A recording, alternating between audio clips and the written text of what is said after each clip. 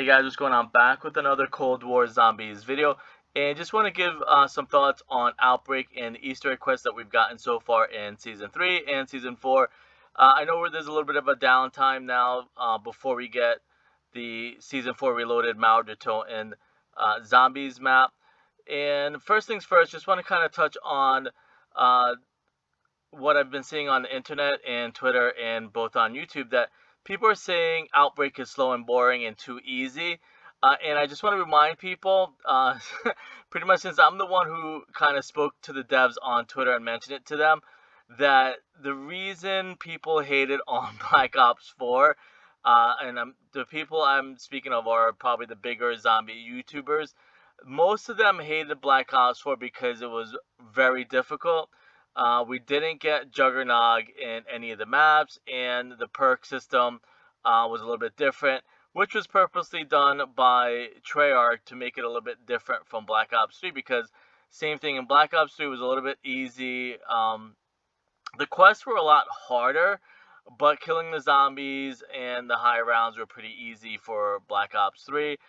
Some of the quests were actually kind of easy when you think about it in the side quests, but flash forward now into Cold War. I want to remind people again, the same big zombie YouTubers that are bragging or complaining that Cold War Zombies is way too easy. It was made to cater to them because they're the ones that complain. And I understand, a lot of them have a lot of viewers and subs, and that's kind of what helps the zombies community continue to grow or continue to flourish at the same time.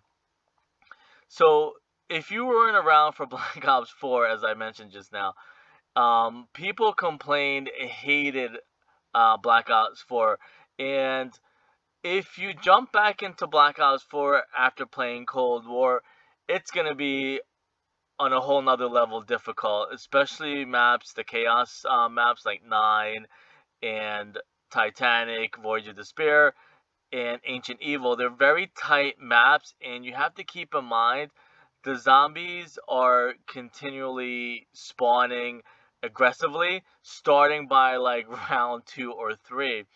Now, in Outbreak, the first 3 maps are very easy, just to kind of get you equipped for the higher round. The mode isn't made for you just to quit on round 2. You warp to map 2, and then you just exfil from there. It's made for you to go at least round 10. To do that, you're going to have to look for ray guns, wonder weapons, salvage, and power up your weapons, pack a punch. Outbreak isn't made to just exfil at round 3 because it starts getting difficult. People have to realize you really need to keep going. There's people on my friends list that on Xbox, I've seen them go to like round, I think maybe 50 or so, or a little bit higher than that. And I know that's going to be the other argument that I see on Twitter too, is people are going to lie and say, well, I went to round 300 and I think it's boring. I'm like, you're not going to 300 if you think it's boring. People that are complaining are the ones that only go to like round 2. It's like saying math is too easy and boring, but you're only doing addition and subtraction, and you're too scared to go to like calculus and trigonometry and whatever higher math there is um, above that. But it just blows my mind that Treyarch can't win, and I know it's human nature to want to survive and shelter and hide yourself, and that's what they're doing. People are looking to protect their YouTube channel and their little company that they've grown in the last 10 years. So they'll do and lie as much as they can to not let themselves look like they're the ones that are at fault.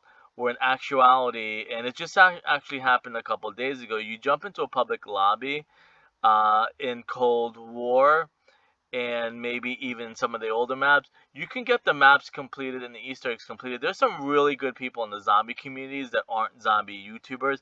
So you jump into a public lobby, and I'm saying this from personal experience. It happened with World War II. I jumped in World War II the other day, specifically the Shadowed Throne, just to kind of get a feel for it. I never really played them, and then people are doing the Easter eggs, and we end up going to the boss fight inside the Zeppelin towards the end of the map, and we end up dying, but it was still interesting and fun. So the fact that, and it just blows my mind, and I give them some credit that, hey, they started on YouTube when nobody else did, like 10 or 12 years ago. So that I give them a lot of credit for, but you got to keep in mind, and I've been saying this since probably Black Ops 3, zombie YouTubers, big ones, they're entertainers and personalities. They're not the best zombie players in the community. And that's what happened with Black Ops 4. They too many people look up to them. People need to go into public lobbies, and you'll find the best players there. And it's the same thing in some sports, probably in basketball. You go down to certain basketball courts, you're probably going to find better basketball players than some people that are on a NBA bench. And it's the same thing. You go into public lobbies, you're going to find better zombie players than the zombie YouTubers themselves. I give them also credit, like I said, they put a lot of time into making videos. I know it takes like hours to edit and put videos together, stuff that I don't do specifically, and I don't know why this didn't. Um, did that stop playing, or I just never hit play? But anyways, speaking of which, and it's a prime example. Like, I know doing videos, you have to edit and stuff like that takes a lot of time. So I give them a lot of credit for that. But the fact that, and I'm not going to name names, but it's people that have millions and millions of subscribers that are complaining that it's too easy. But then they're the ones that I don't say we, but Treyarch catered or made this mode and game Cold War to cater to them because it was too difficult. And yes, there's a lot of people in the average game or the average a zombie player that probably can't do some of the Easter egg or don't know the steps without looking up a guide. Um, and some of them you need 4 players, so that's the other issue too. This one is easier because you can just literally go in and do it yourself. I know the Outbreak first Easter egg is more difficult when you get into the underground bunker in Ruka. And then the last thing I want to touch on is people are begging for transit. This is what transit is. It's transit, no, I don't say transit reimagined, but it's transit, um, the new generation of transit, let's say, or green run, and not necessarily transit, but green run. Again, people forget this is almost like a beta or trial run if they ever want to do like transit or other zombie specific maps for Outbreak. But then the big zombie YouTubers are complaining, and that's the one thing that I'm scared for of Treyarch for is that they go like people just want content, so they have new negative videos to make. You can't make negative videos if there's no content or nothing to be negative about. So they're begging Treyarch and Call of Duty to put out more content just so they could have more content on their YouTube channel to complain about. But that's pretty much, I spent like probably like 5 minutes talking about the backstory from Black Ops 4.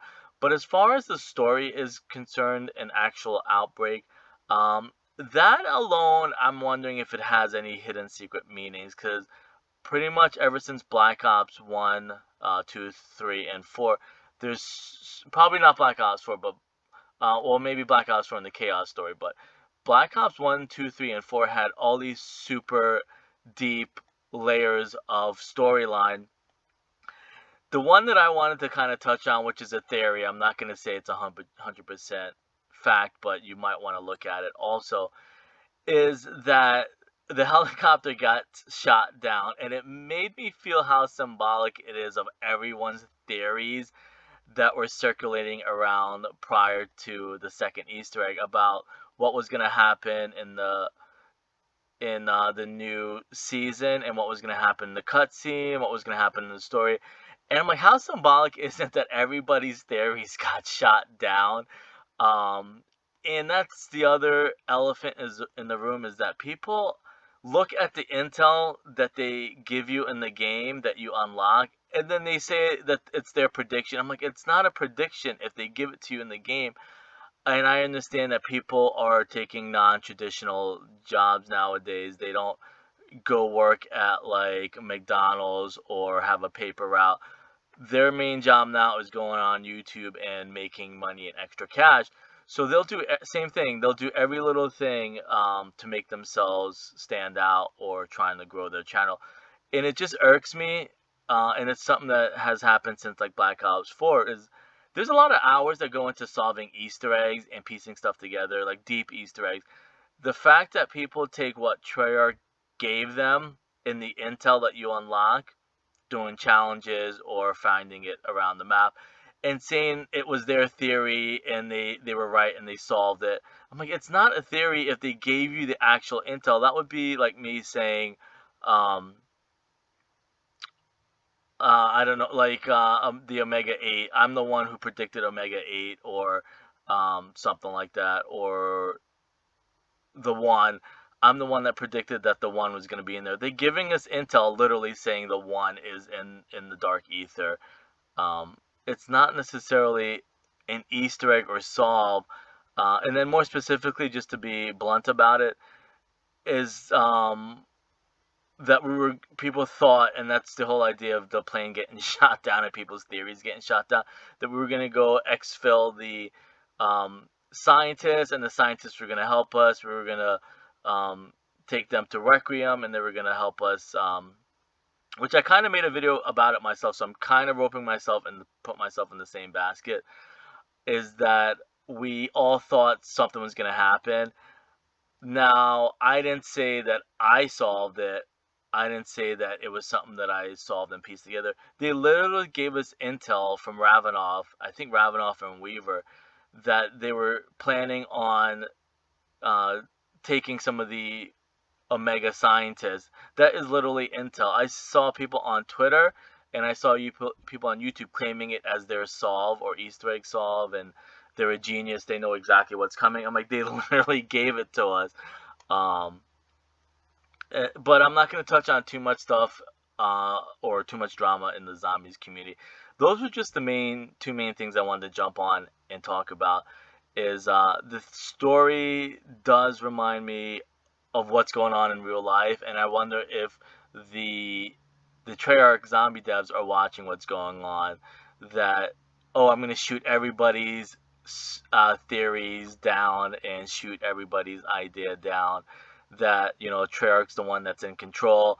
They write the story and stuff like that. So I thought that was pretty symbolic. And I know we're kind of probably going to go into the whole idea of mind control and using the numbers, and we're probably going to be test subjects, then brainwashed, and stuff that's happened in previous Call of Duties also. So it looks like some stuff might actually be uh, all interlocking or intertwining together. Stories from and ideas and plot ideas and narratives from other stories, specifically Ghost, where at the end you're kind of trapped inside the bunker.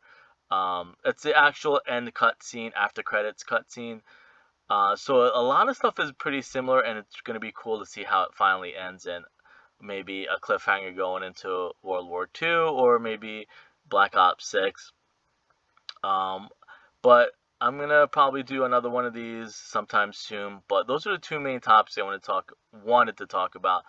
Is the Easter egg quest, people complaining it's too easy. But it's made for those people that are complaining. Now they're bragging, saying they're so good at zombies. And I'm like, if you're so good at zombies, go go play, Black Ops 3, Transit, and stuff like that. In solos or high rounds, they're not going to be complaining that it's too easy and stuff like that. And I just want to say the storyline looks like it's pretty cool, heading into Keener de Toten, which is Mauer de Toten. We're probably going to get a crew, so I'm going to talk about also our new crew.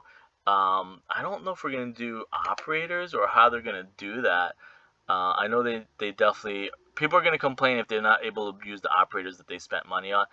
So it's going to be kind of weird to see how, because I have an idea from what Craig said that we're going to have some type of a crew, but I don't know how that's going to all work. Anyways, I'll talk to you guys later. Thanks.